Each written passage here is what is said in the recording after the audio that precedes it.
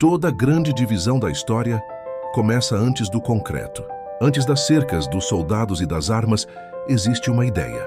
O Muro de Berlim começou como uma ideia alimentada pelo medo, pela desconfiança e pela necessidade de controle. Quando a Segunda Guerra Mundial terminou, a Alemanha não era apenas um país derrotado, era um território vazio de certezas. Suas cidades estavam destruídas, sua economia colapsada e sua identidade profundamente ferida. As potências vencedoras dividiram o território alemão em zonas de ocupação.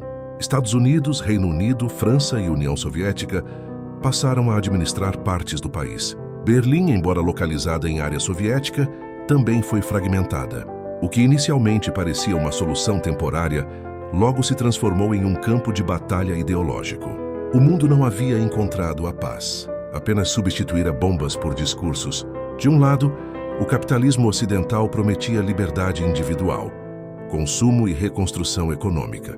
Do outro, o socialismo soviético defendia a igualdade social, controle estatal e a promessa de um futuro sem exploração. A Alemanha tornou-se o experimento vivo dessa disputa. Em 1949, a divisão se oficializou. Surgiam a Alemanha Ocidental e a Alemanha Oriental.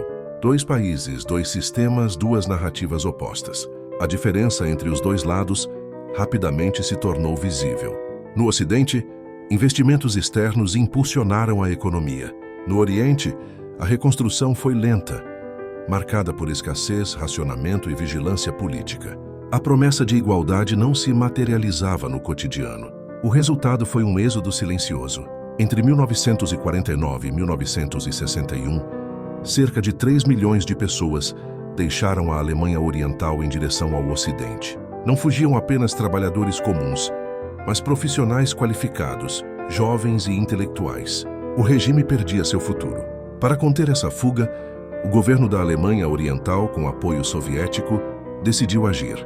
Não com diálogo, mas com força. Na madrugada de 13 de agosto de 1961, enquanto Berlim dormia, soldados começaram a estender arames farpados pelas ruas. Linhas de metrô foram interrompidas.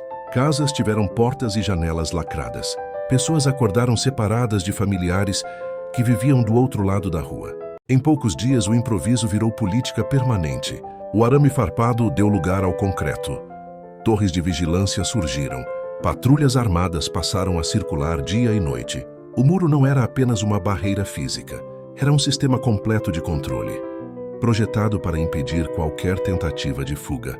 O discurso oficial afirmava que o muro existia para proteger a população oriental do fascismo e da influência capitalista. Mas a realidade era evidente. O muro não impedia invasões externas. Ele impedia saídas internas. Quem tentava atravessar era tratado como inimigo do Estado. Muitos foram mortos a tiros. Outros desapareceram sem registro oficial. O muro separava famílias, interrompia histórias e congelava destinos. Viver na Alemanha Oriental significava viver sob constante vigilância. A Stasi, a polícia secreta do regime, construiu uma das redes de espionagem interna mais eficientes e invasivas da história. Não se tratava apenas de observar comportamentos, mas de moldar consciências. Amigos espionavam amigos, colegas denunciavam colegas, crianças eram incentivadas a relatar conversas familiares. O medo tornou-se parte da rotina. O muro não precisava estar presente em todos os lugares. Ele existia na mente das pessoas, definia o que podia ser dito, pensado e sonhado. Ainda assim, o desejo de liberdade persistia, silencioso e perigoso. Túneis começaram a ser cavados. Balões improvisados cruzaram o céu durante a noite.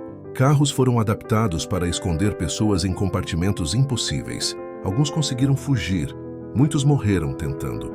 Cada tentativa era um ato de desespero e coragem.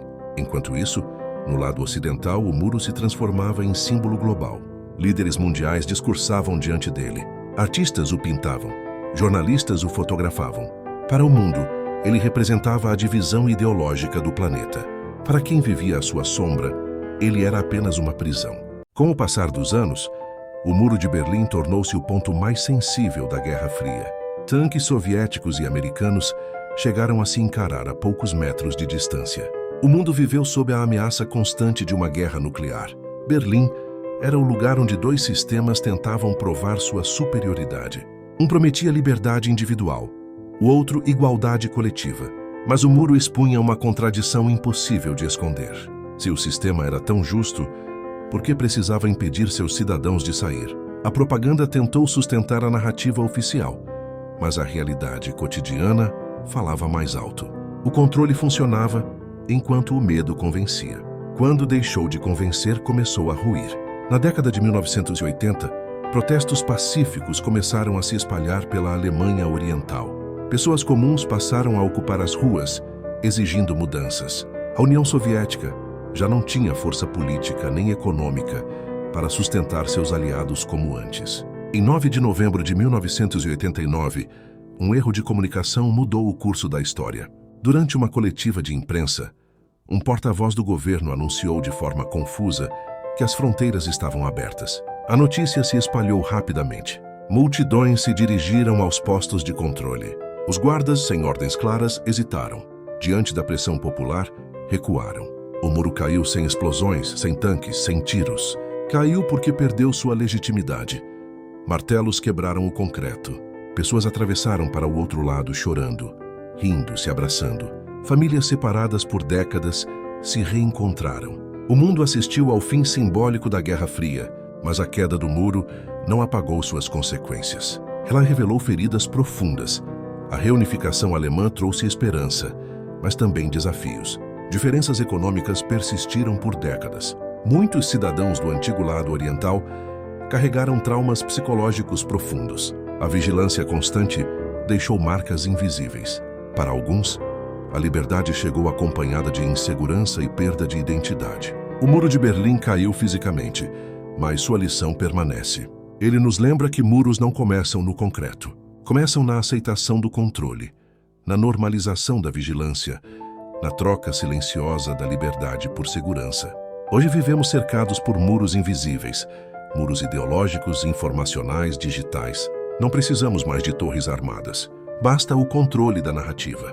A história do Muro de Berlim não pertence apenas ao passado. Ela nos confronta no presente. Conhecer essa história é um ato de resistência. Pensar criticamente é um gesto de liberdade. Se este documentário fez você refletir, leve essa reflexão adiante. Compartilhe, questione, dialogue. Aqui no 4 Atos, acreditamos que enquanto houver perguntas, nenhum muro é eterno.